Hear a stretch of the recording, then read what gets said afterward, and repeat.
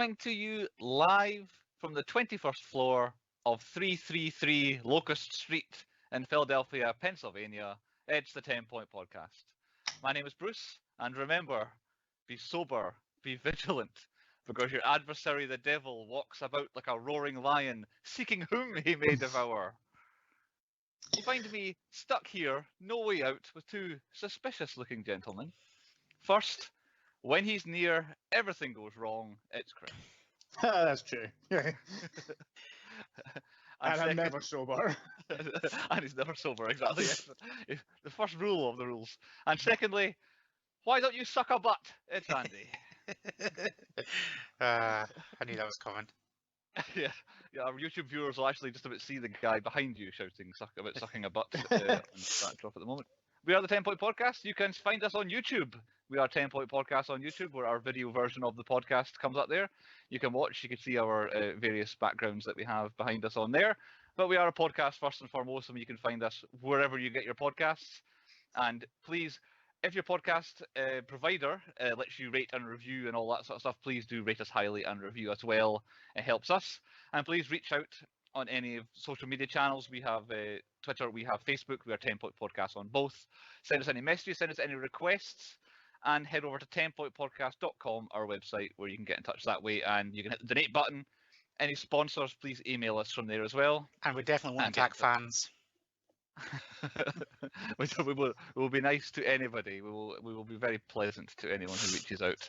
And yes, sponsors, as I say, Chris needs his alcohol, so any alcohol sponsors, please head over there. I'm not actually that bad. It is a podcast tradition that he drinks, not a nightly. It's nervous alcohol. Still can't handle the live pressure. Yeah. Live to tape. Yes.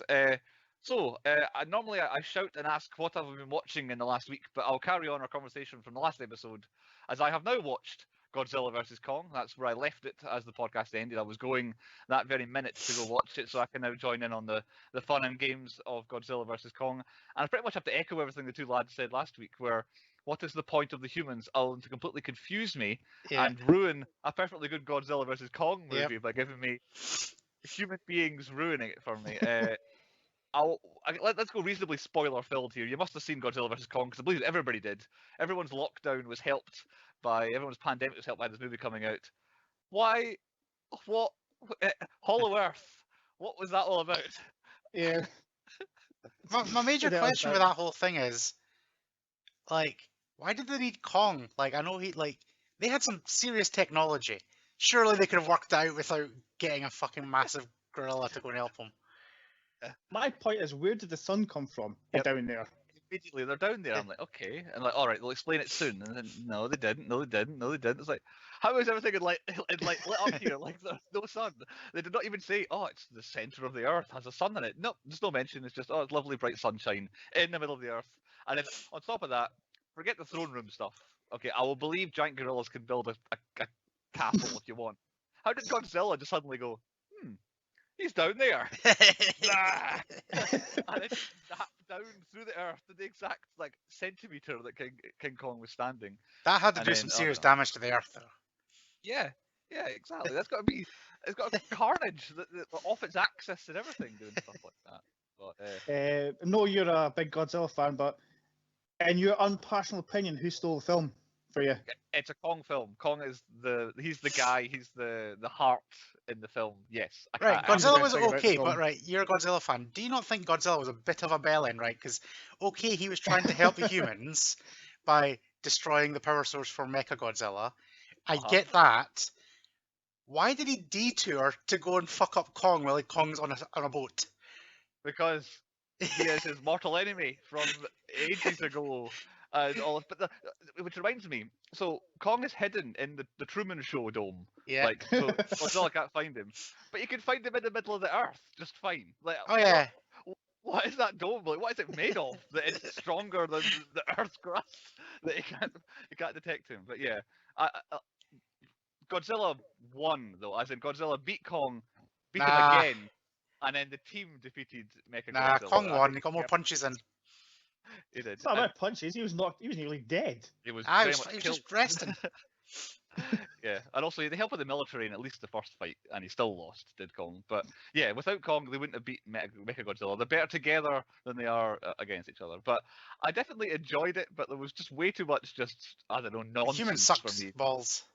Yeah, exactly. Yeah, and you were right. The little girl is the best human by a country mile. Yeah. Well. Although, how did the Kong Whisperer not work out? He could do sign language at any point. Like, she's Yeah, it's this really impressive person. proper shit like security in that dome. Like nobody's worked that one out. Yeah.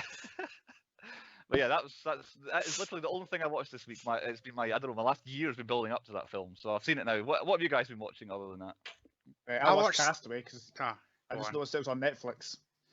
What's not to like? 2 hours of Tom Hanks acting the shit out of a desert island. Yeah, it's a classic. That I've only seen it a few times, but I watched it in the last couple of years. But yeah, it's near flawless. It's amazing.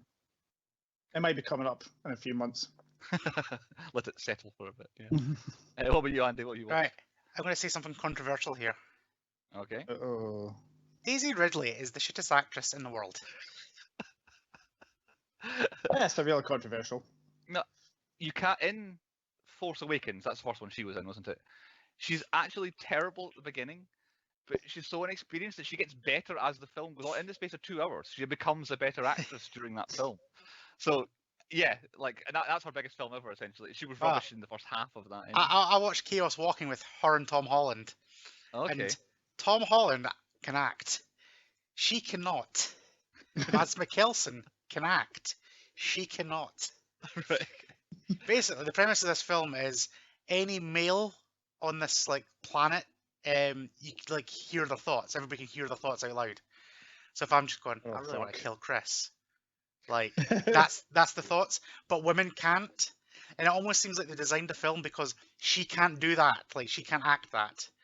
Whereas Tom Holland's very good at just kind of walking along, and you can see his thoughts are in his head and manipulating. Whereas like shit, Daisy Ridley can't do that. We'll just make all women not have that ability. Right, okay. It's pretty much So the is that film. where the chaos comes from? Is the chaos because everyone's thoughts are outside their head? I don't know, because the film's utterly garbage. It's got such like the premise is such a great idea. Like you could hear everybody's thoughts. It's got cool effects when like people are talking and stuff like that. And of course you get the little thing where he's like, "Oh my god, a girl! Oh my god, I want to make love to her" and stuff like that. It's got all the little fun, the things you would expect in this film.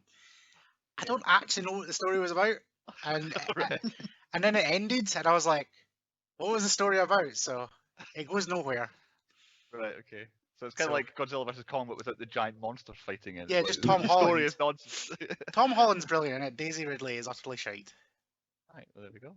There you go. Some quick reviews and quick descriptions for you. That's what you to go and new releases. We always love new films coming out here. So there you go. Some actual new films to talk about and a classic in Castaway. But we better get back on to the 10-point podcast on the agenda. Point number 1 on the 10-point podcast is what is the point? The reason that we are here this week is the 2010 horror mystery thriller Devil, brought to us by Universal Pictures and Media Rights Capital, or MRC, written by, or based on a story by, M. Night Shyamalan, a famous movie maker himself. Before he wrote Devil, he had written things like Sixth Sense, Stuart Little, which I did not realise he was the writer of. Did he? Yeah, apparently. I never knew that. Unbreakable, The Village and Happening, built up to when Devil came out. But the reason he didn't make Devil, essentially, is that he was currently, at that time, making The Last Airbender, which we will definitely come to in a little bit on the podcast here. And afterwards, M. Night Shyamalan's big writing credits were After Earth, Split, and then Glass, finishing his Unbreakable trilogy. Devil was the first of the Night Chronicles, as in M. Night Shyamalan. That's why it says at the beginning of the film, it comes up Night Chronicles, and it just goes 1 really randomly, and then the film starts. But they never made any more. This was the one and only of the Night Chronicles, which says something maybe about how successful it was. The film was, the story was M. Night Shyamalan, but the screenplay was written by Brian Nelson, who pretty much a TV writer. His big movie credits were Hard Candy and 30 Days of Night, both made before Devil, nothing too massive after Devil. So this was, I don't know if we want to look at it this way, the peak of his kind of movie writing. Devil, directed by John Eric Dowdle. His directing credits are Quarantine, prior to making Devil, and then after that, As Above, So Below, No Escape, and the TV series Waco. So nothing too massively groundbreaking. Quarantine might be his biggest one of those. The film Devil stars a whole bunch of people, all about the same sort of level, but I picked out kind of the two main people coming the end of the film. We have Chris Messina. He plays the police detective in the film. Before making Devil, he was in Maid of Honor, Vicky Cristina Barcelona, Away We Go, and Julie and Julia. And then the film Greenberg came out at the same sort of time as Devil, and then followed it up with Argo. He was in the Newsroom television show, the Mindy Project television show, the Sharp Objects television show, and then more recently, Birds of Prey and I Care a Lot. Chris Messina, he was one of these sort of faces and names I recognised, but upon looking at his filmography, I hadn't really seen him in anything. So did you guys immediately recognise him from something when he appeared on screen? Nah. Yeah, the Mindy Callan project thing. I've seen him in that. He was a doctor or something. That's the only thing I've seen him in.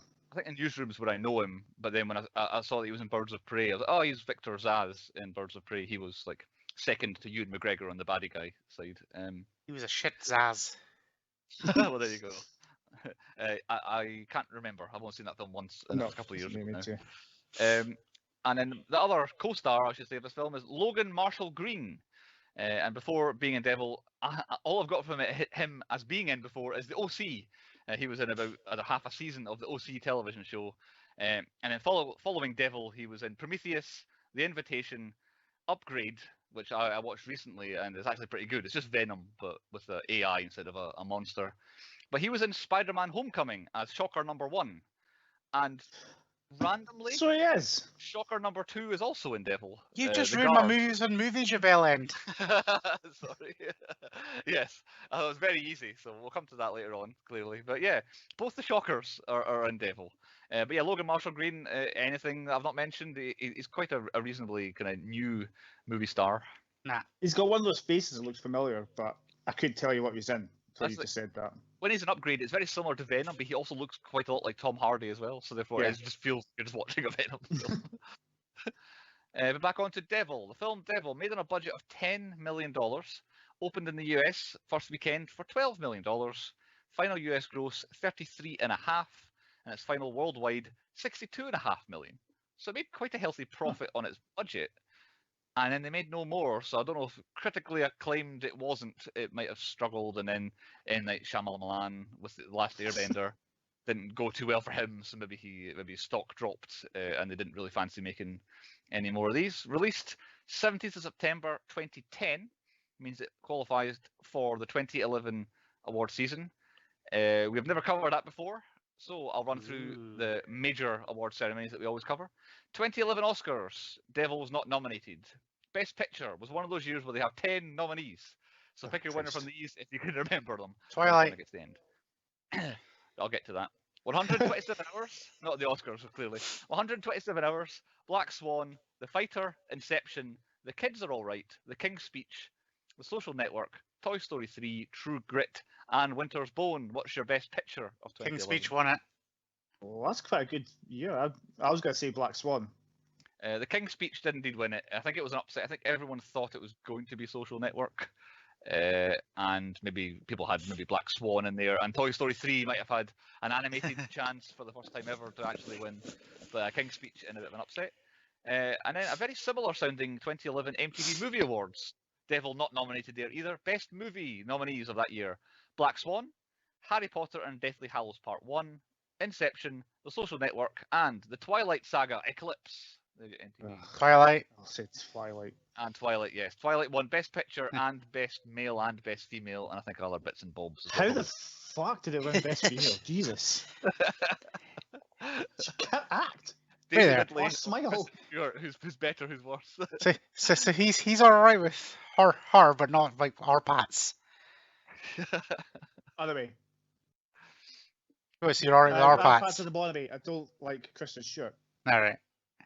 Andy, of course, is a noted Robert Pattinson fan. Yeah, that Spanish fan. They stopped listening to our podcast. Andy someone kicked off at Andy on Twitter about Andy praising Robert Pattinson. And that was the bad thing. He's actually a pretty good actor. Rah, rah, rah. Hey there. But yes. Just to like go on like Twitter fans. What like fun fact for all of our listeners, and a big shout out to people in Columbus, Ohio, for no apparent reason. Over 50% of our listeners the past 3 weeks have been from Columbus, Ohio. We're massive. So we're massive in Columbus, Ohio. Like, that's 50% of our entire listenership when we've got like 5% in Russia, 10% in the UK, 3% in like Australia, and then 50% from Columbus, Ohio. So please let us know why. Yeah. Someone in Columbus must be watching or listening, one way or another. Reach out, Twitter, Facebook, email us. Just let us know if it's just you listening to every single episode or something, or telling all your friends to listen. And also let us know I reckon a good film. we could be in like a university like study group or something like that. So everybody in that university class has to listen to us. Maybe, But- How not to do a podcast. Yeah. Somebody in Columbus, Ohio is spreading the word. They're spreading the gospel in Columbus, Ohio. Thank you. Thank you very much, Mr. or Mrs. Colombian. Would you be Colombian? Columbia, Ohio, however you say it. But thank you, and let us know why now. One more award ceremony to touch. 2011 Razzies. Devil not nominated there either. Worst picture of the year. Pick your worst from these. I'm not done much of explaining here because they're all pretty recent and self-explanatory. The Bounty Hunter. That's the Jennifer Aniston Gerard That was Butler Keith. one. Remember that? The aforementioned Last Airbender nominated for Shite. worst picture that year. Sex and the City 2. The Twilight Saga Eclipse, again, doubling up to MTV and Razzies like it does every year. And then, it's not a review of the previous nomination, Vampires Suck was the last nominee for worst picture. Airbender, because everybody was pissed off when that came out. That is true, yes. The Last Airbender was worst picture because it wasn't true to the... Is it a cartoon or A manga comic? thing. I don't know where it comes from. Comic manga. Thing, yeah. And then they had to drop the name Avatar because people get confused with the other Avatar. I think Yep. the word Avatar involved. Yeah, quite comfortably worst picture that year, Last Airbender. Devil, in its entire history, 2 nominations ever it got. Neither were a win. They were both at the 2010 Fright Meter Awards. One was for Best Screenplay, it didn't win, and one was for Best Supporting Actor for Logan Marshall Green, who also did not win. The person who beat Logan Marshall Green was an actor who was in the film Frozen, but not that Frozen. So I didn't go any further down that. Apparently, there's a horror film called Frozen out there that came out that year. You sure it's not that one? I don't think so. I don't think he was. I don't think it was. Is it Olaf? Is that the snowman? I don't think he was the best supporting actor at the Fright Meter Awards. Thank you. On to the synopsis for Devil. Gary has provided this one for us. In a downtown Philadelphia high-rise commercial building, 5 strangers get into the same elevator car. They're all annoyed when the elevator lurches to stop between floors. They quickly annoy one another. One doesn't like being called senile and claims to suffer from claustrophobia. But when the lights go off and one of the 5 is killed, it all takes on a rather different complexion. The policeman in charge of the case is Detective Bowden, a recovering alcoholic who has yet to get over the death of his wife and child in an auto accident. As the passengers are killed one by one, the rescuers work frantically to get access to the elevator car. One of the high-rise security guards, however, is convinced that it's all the work of the devil. There we are. That is Devil, finishing on saying the thing. Did anyone not have the standard hour and 20-minute long version of Devil?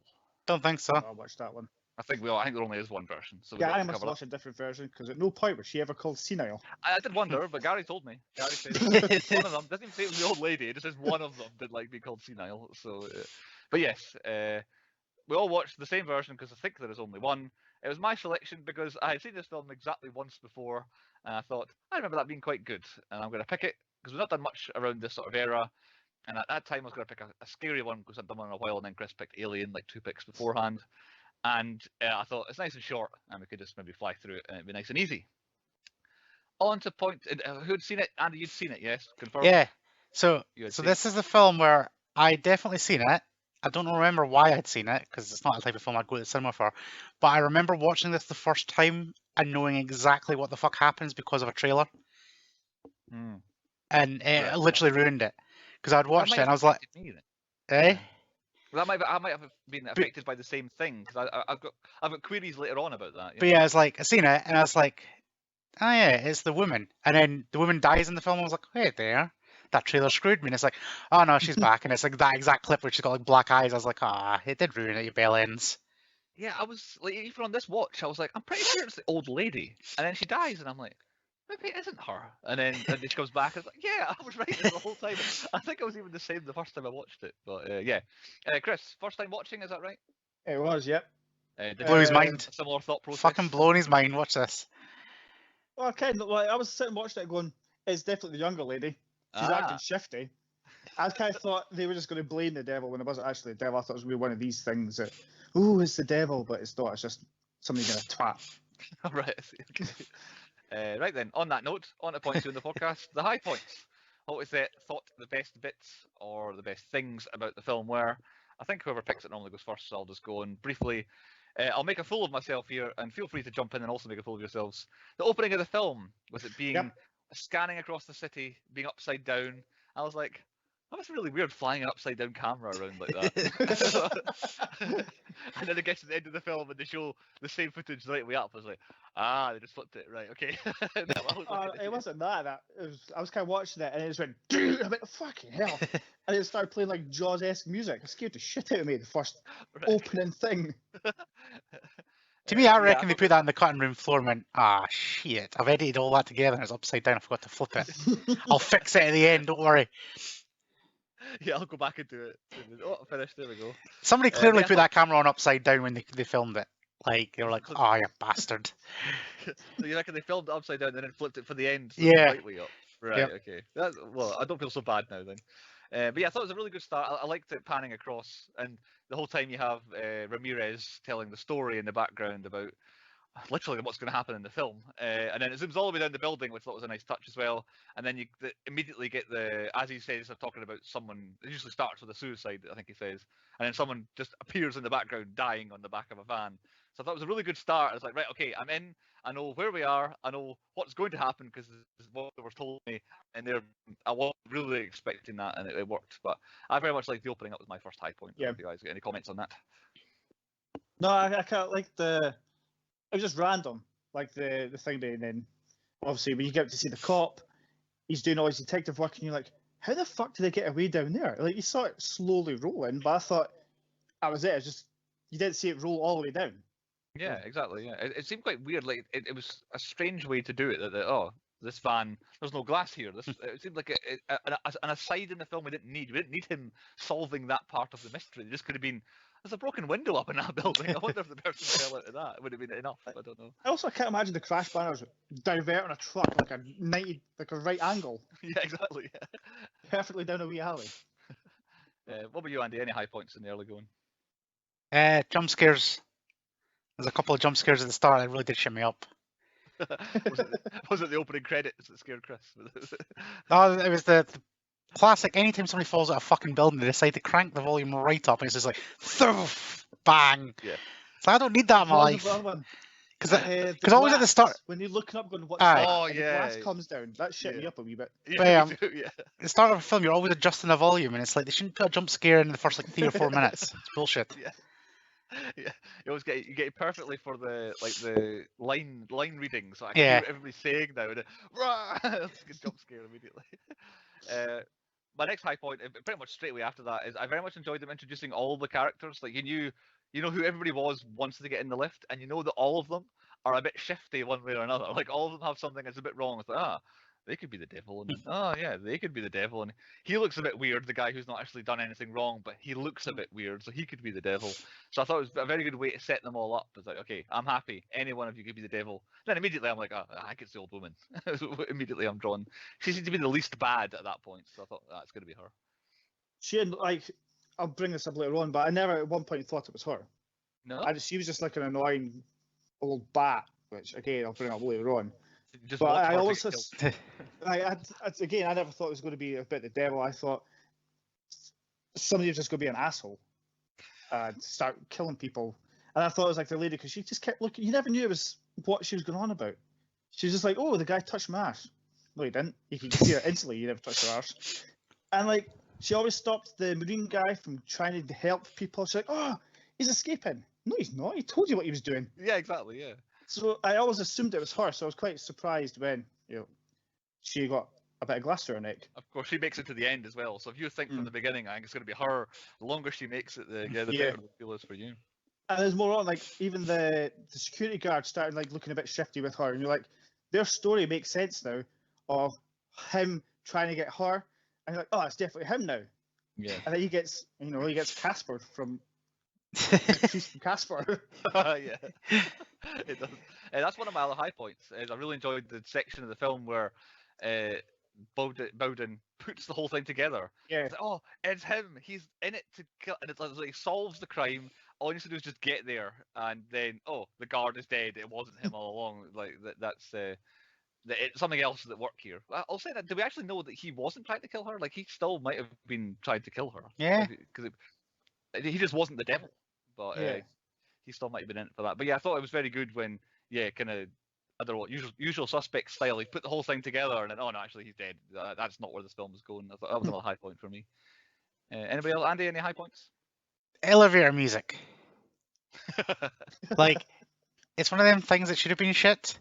Like, my high points are really shit bits in this film that just actually entertained me, and that bit was one of them. It's just like it's playing because that would annoy the shit out of me if I've been stuck in an elevator for maybe 3 minutes once, and it was terrifying.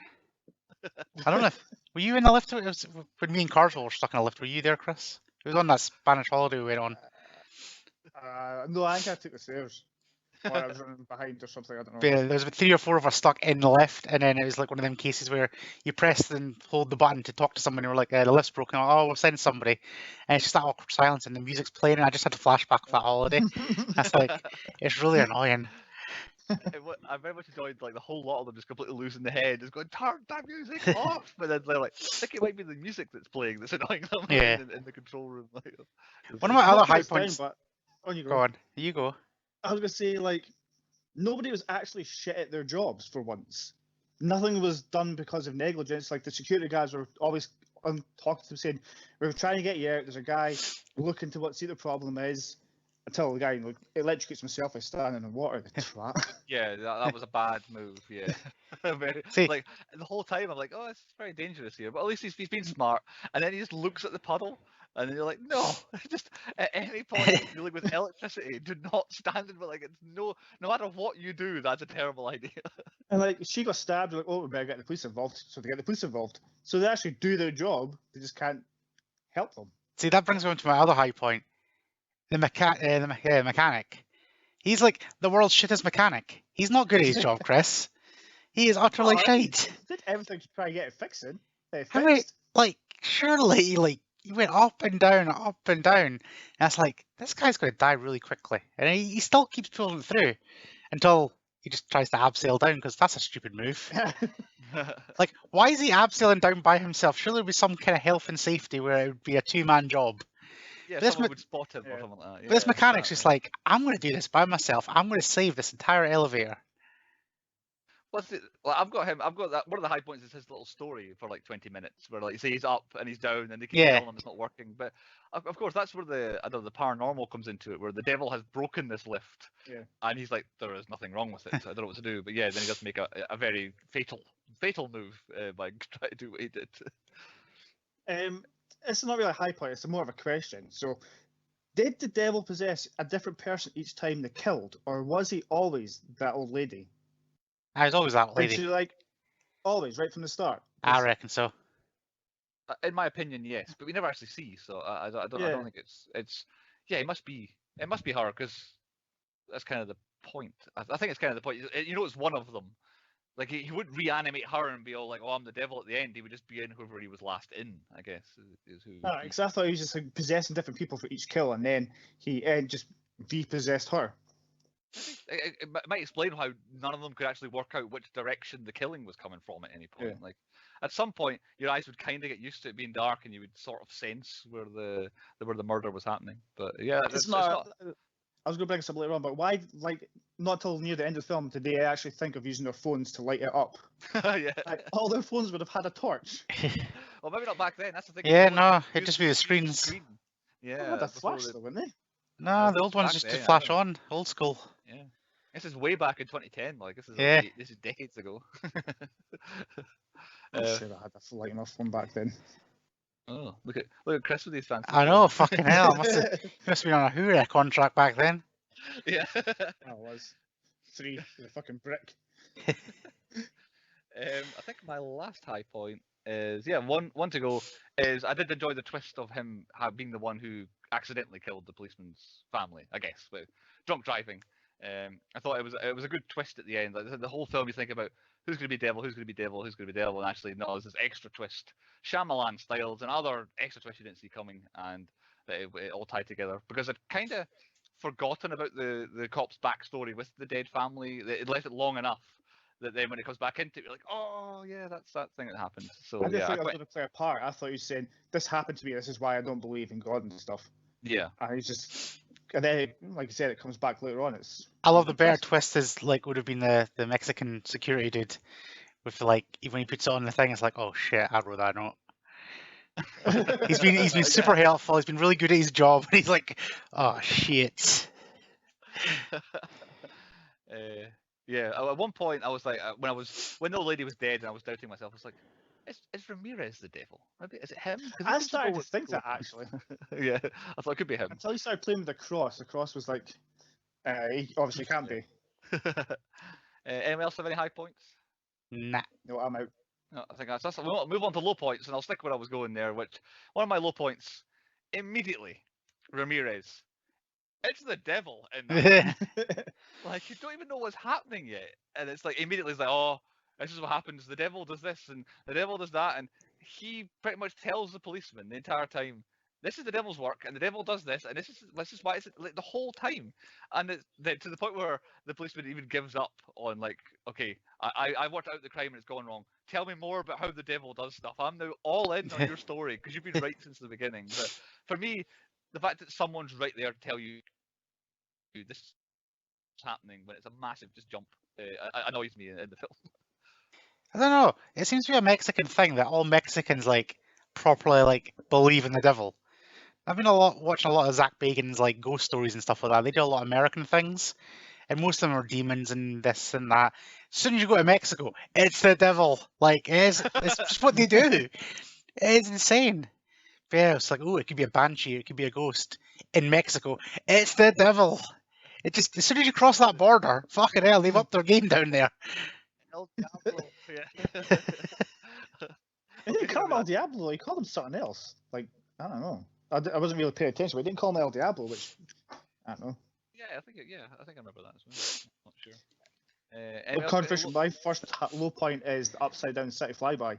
Right, it didn't serve any purpose. It was just like doing it the right way round would have done the exact same job.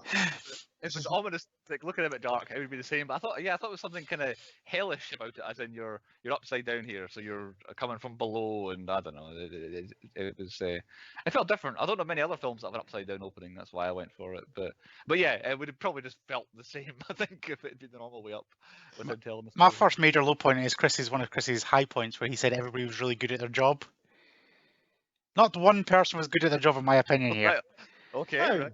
Lay out your case. Right. So, elevator gets stuck. We'll send the one we'll send the one mechanic out, he'll fix it.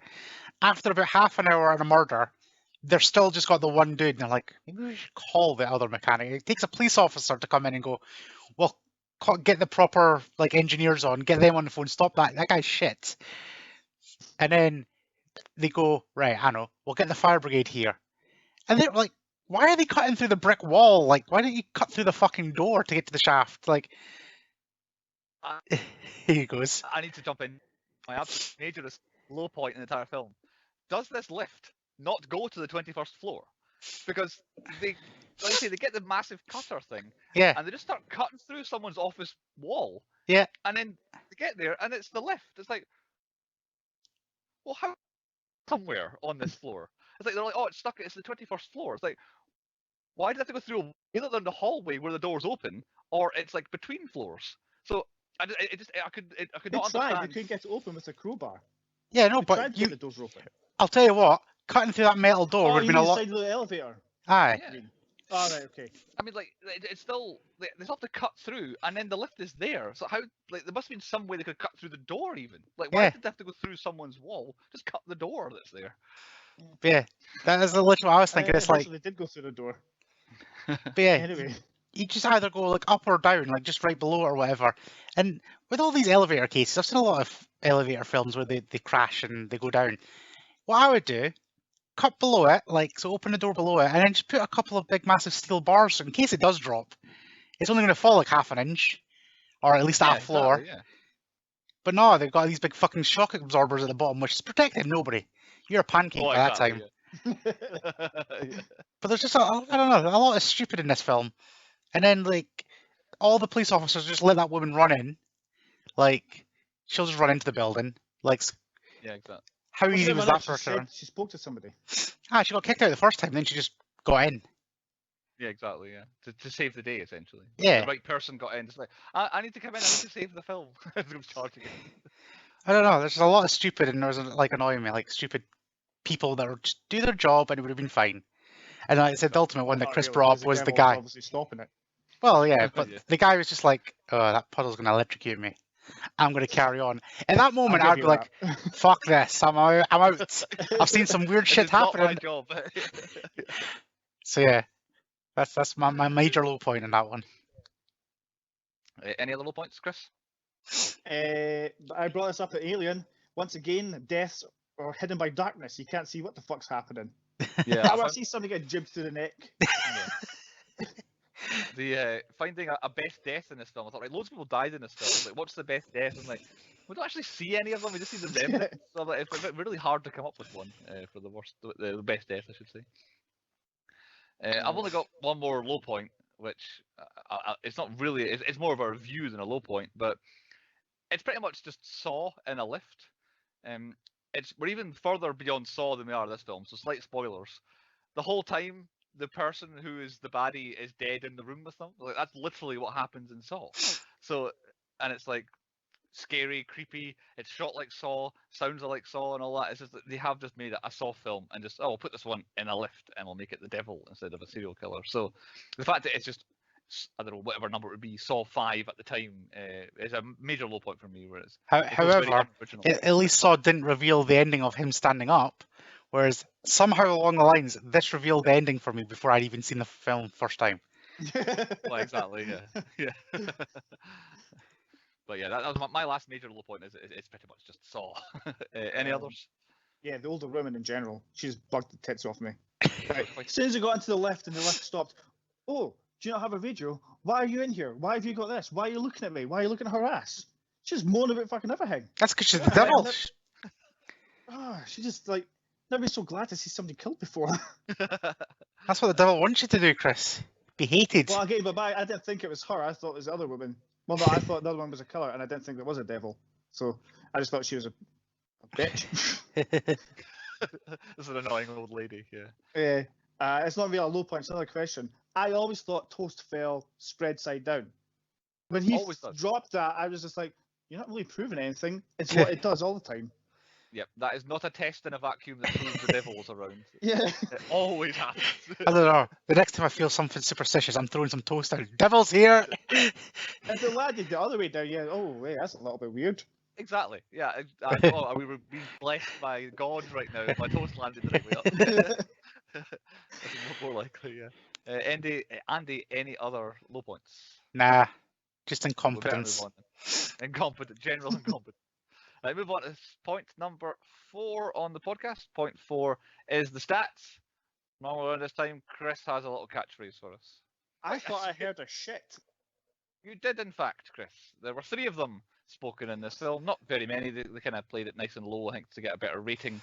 There were no other swears either, unless you want to say sucking a butt is also a swear. But I only heard 3. Andy, did you hear any? Didn't hear any, well, other than ones you said. However, I do have a shit question. Oh, okay. Right. Didn't see any physical shits, which I normally go for. However, every single time I go to a hotel and I'm in a lift, I'm normally in the lift to go back to my hotel room because I really need a shit. Right? Now, I get these were not hotels, but it's still an office, and you're going to have a safe toilet when you're going into your office. I would have left it to the last minute going on to that lift, and if that lift stopped, I would need a shit. Because, let's face it, they were in there for maybe an hour, a couple hours.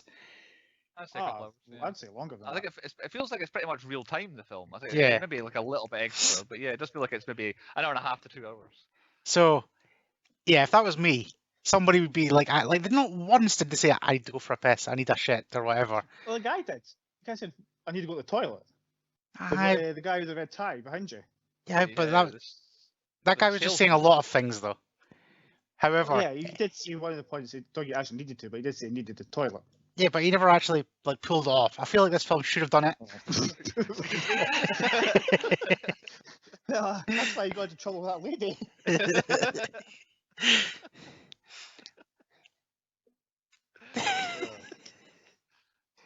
Uh, But yes, it is a fair point. Yeah, I feel like at some point, especially with all the death going on around about them. Actually, does that say that you soil yourself as you die? So Yeah, probably normally. everybody. They're probably all piled up on the floor there. I don't know. I just still feel like this scene would have, like, well, this film would have been better if just like you seen all of them with their jackets around somebody when they're all just like a guy's having to hunker in the corner having a shit. It would have just gave it that little bit extra, just like a bit of real life. Right. We'd better crack on. Yes, I can't paint better pictures than that. Next stat: explosions, none whatsoever. Although I'm assuming when he stepped in the water, there probably was a bit of a zap when he was dealing with the electricity in the building. 5 deaths. I had to do some adding and subtracting as people kind of did and didn't die in this film here, but 5 deaths. And was there a dead animal? There was not, unless I missed it. I can't think of any dead animals in the film. I counted because this is called Devil. I thought I'd count how many devils there were. There was one. The one devil. It's an old lady, but I think she was still a devil. And did they say the thing in the film? Did they say devil? yes. Just devil. I think so. Yes. They said just devil 3 times. I think, like what Chris said, Ramirez did have another version of it, Spanish or otherwise. And twice they said devils, like belonging to the devil. So it could be 5 if that counts as a devil. But yeah, somewhere between 3 and 5, the number of devils that were said. Chris, have you got any stats for the film? No, not this week. I couldn't find anything that I wanted to count or It is kind of track of. Yeah, there's not a lot going on in the film really to kind of be like an extra thing to look out for. So yeah, not too bad. And Andy doesn't generally keep track of stats beyond shits. So we'll move on to point 5. Point 5 on the podcast is the 10-point podcast. He's smiling already. And what has Chris got for the quiz this week? I'm quite chuffed with this name. I've called it Better the Devil You Know. Oh, right. Okay. Okay, so I'm going to tell you Quiz or the title? What comes first? the title. Thoughts? I'm going to tell you like an actor, and I want to tell you what film he played the devil in. Oh, Okay. fucking hell. So, what was it? Andy. Oh, God. Peter Stormare. Oh, Constantine. Correct. I'm going to lose this quiz. Already. I'm going to lose. You might actually. Bruce. Uh-huh. Billy Crystal. Played the devil in something. Little Nicky? No. Deconstructing Larry. Oh, really? Oh, okay. I thought these might. They're all kind of films you might have heard of. God. Andy, Elizabeth Hurley. What's it called? Oh, shit. I forgot the name of it. Biz. It begins with B. You have to hurry up. I can't remember the name of it. Bedazzled. That's Bedazzled. fuck's sake. Yeah. You were so close. I was gonna say Bejeweled. Bejeweled was in my head all the fucking time. Stupid fucking game. Dave Grohl. Tenacious D and the Pick of Destiny. Yes. Super for Destiny. I thought I was wrong there.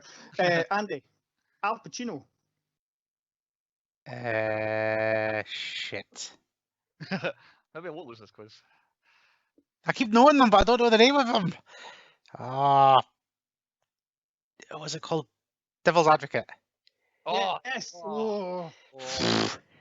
Bruce. Gabriel Byrne. That was End of Days. Correct. Andy. Will Smith.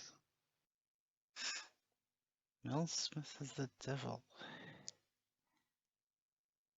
That one where he's by himself. No. Bruce. I Am Legend. A film called Winter's Tale. Apparently, it's a really small cameo, but he's in it, and he's No, plays the devil. I Am Legend. He is the devil. He's the. Yeah, devil. Bruce.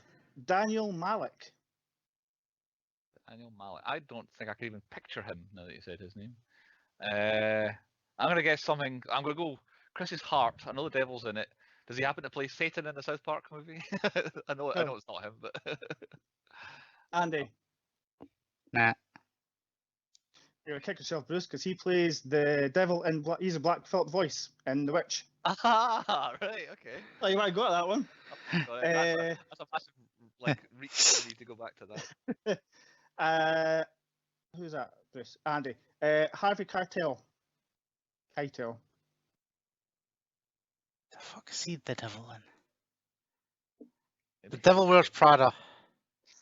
No. Bruce? I don't know. Pass. He's Little Nicky.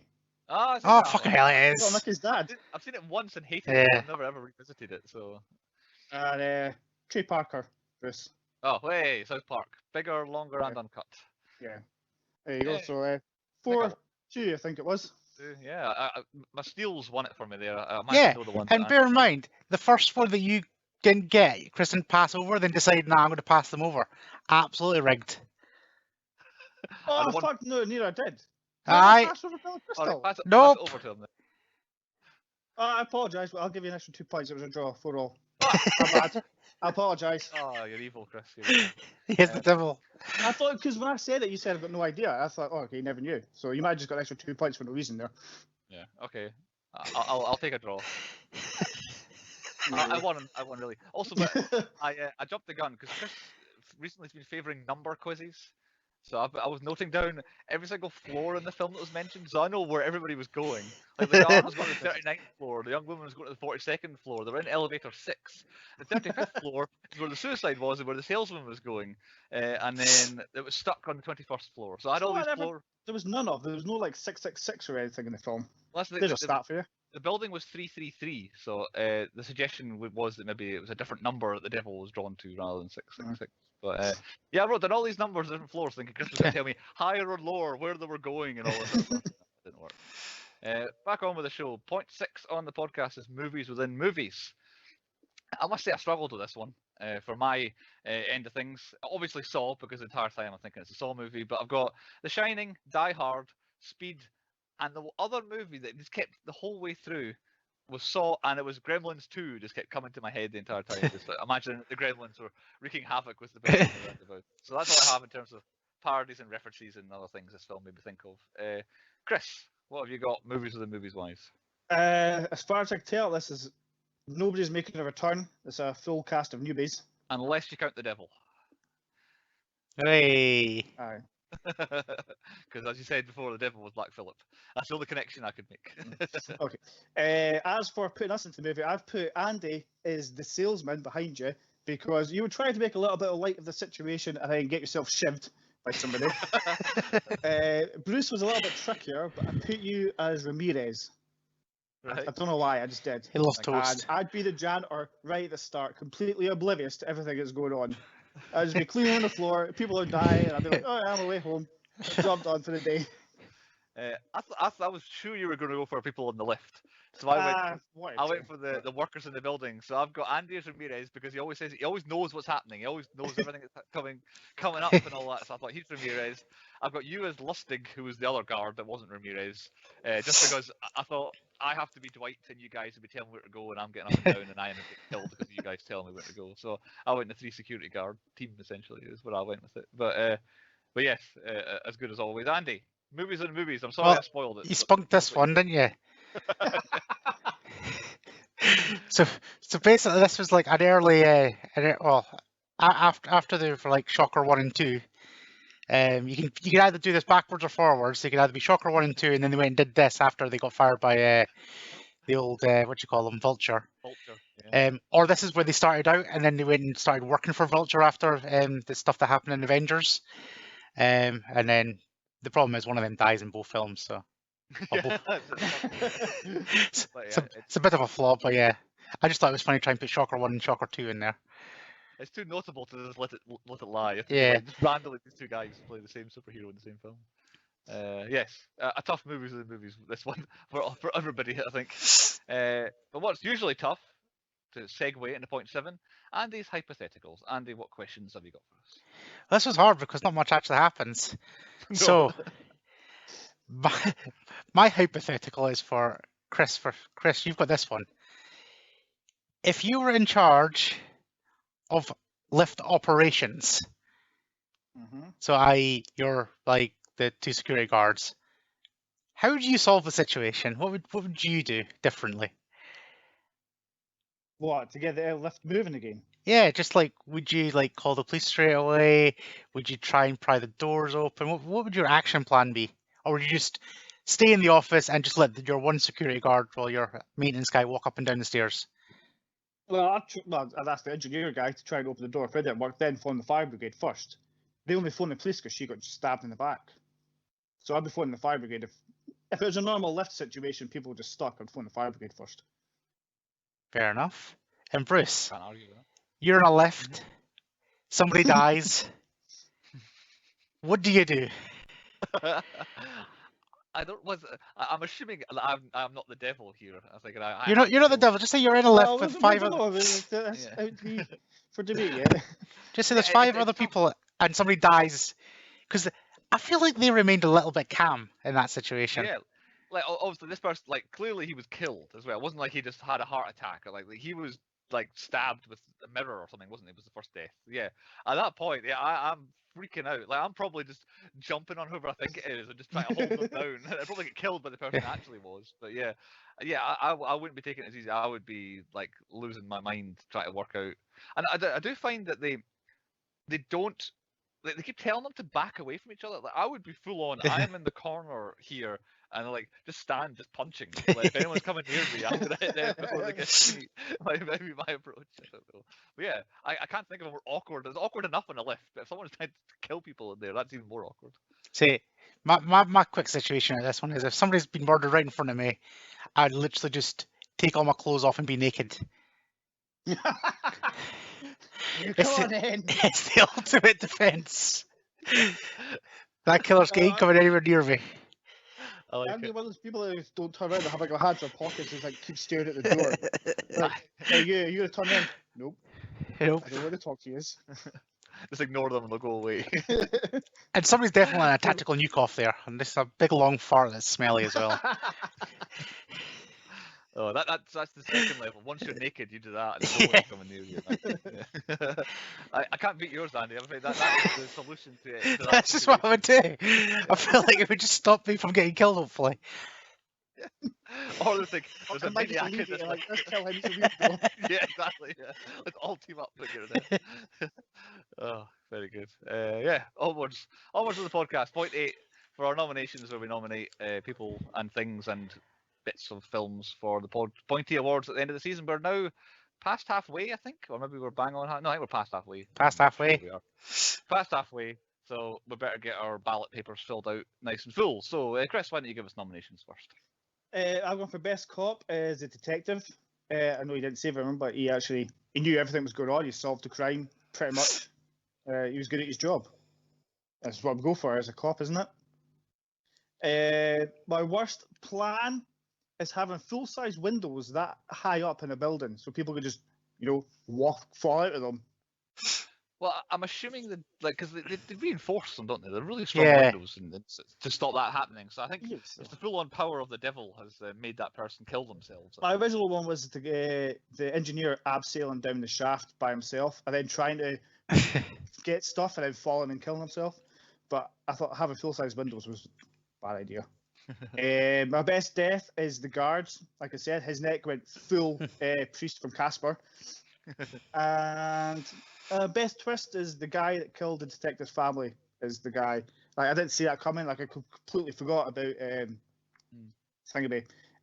When he also revealed that he had a job interview, and he was just thought he was in the wrong place at the wrong time. Yeah. Very good. Is that you? Wasn't much else I could think of. Oh no, the Michael Pena fight award goes to Ramirez. Has to. I didn't write that one down. I've got that as well. Yeah, it has to be. It looks just like Michael Pena does. Andy, what have you got for nominations? For Ramirez, for like just knowing everything is going on. Like, it's not. I don't know. I'm gonna put him best cop. Best cop. I'm putting him as best cop. Security, yeah. Best cop. Yeah, I'm putting him as best cop because he knew exactly as soon as it happened what the fuck was going on. And then he even found the devil, like, he found fucking photographic evidence of the devil in the video. He's like, yep, that's him. Straight after his toast drop, he knew shit was going down. Worst plan, just randomly picking a wall to drill through, not the actual elevator door, which is surely easier to get through, rather than reinforced concrete, so that was stupid. and that's about it. I've only got a couple. Not a lot, yeah. I'll try and pick out ones that you guys haven't mentioned. I've got best villain, the devil. I don't know if I think we have best villain, but I'll put the devil in. You can't really beat that. Worst twist though for me is the old lady being the devil, because from the beginning, I guess that's me for Andy's, because he's literally in the film like working it out. But I'll second that as well. Best twist, I'll go with Chris for the cop killing the family. But I've got Detective Bowden as worst cop, because he's good in the beginning, like he works at the whole car thing, but then by halfway through the film he's full on Ramirez, tell me about the devil. Like he gets his idea, it was the guard, and then he dies, and it's like, I am out of all ideas, just give me some, I don't know, give me some Diablo stuff here. So I've got him as worst cop. Ramirez is the best cop. Worst plan, I've got him stepping into the water to try and fix the electricity. That was I forgot about that. Yeah, that's the worst plan. I had to do that. The last one, best line, why don't you suck a butt? Because it's a terrible line, but it made me laugh, so I'm not putting it in best line. Sucking a butt and all that. On to point 9 on the podcast, the moral of the story. This is what lessons we think have been taken from the film. I'll start with my haiku. Never drink and drive, or you will have to deal with the granny devil. That was the moral of the story. I think don't drink and drive was the moral. Andy, what have you got the moral of the story? The devil can suck a butt. More butt sucking. Okay. And Chris, moral of the story? I've got always take the stairs. Ah, yes. You can't get stuck in stairs. Can't get stuck in stairs. Very good.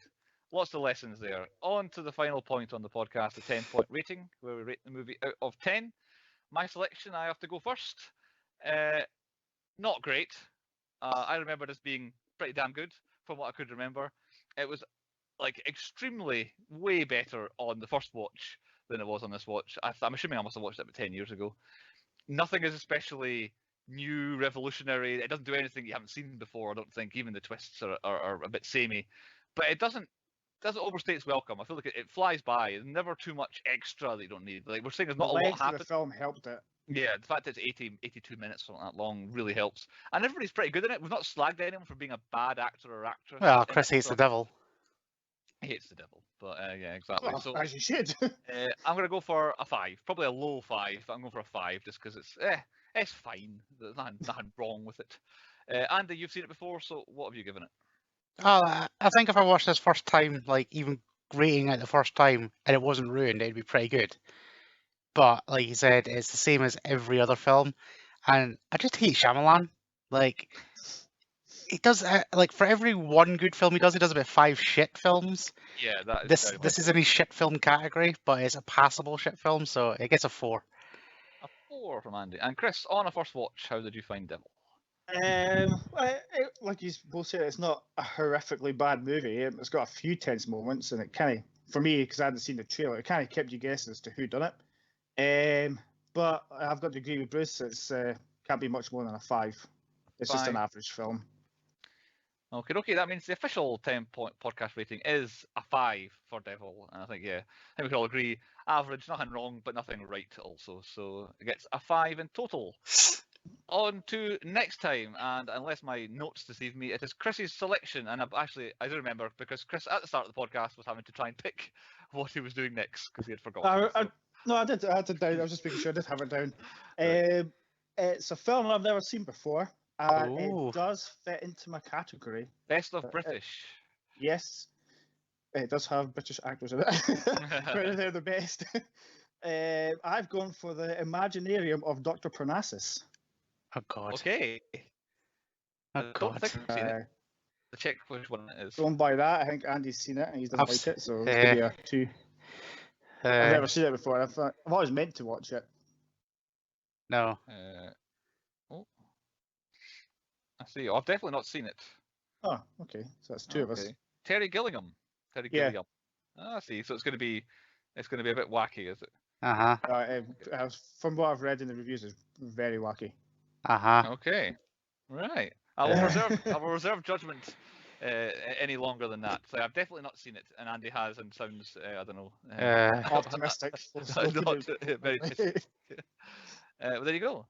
So everybody, you have 7 days to watch. Give me the title again, Chris, because it's very wordy. Imaginarium of Dr Parnassus. There you go. You've got 7 days to watch that, and come back to us, and we'll get you next week on the 10-Point Podcast.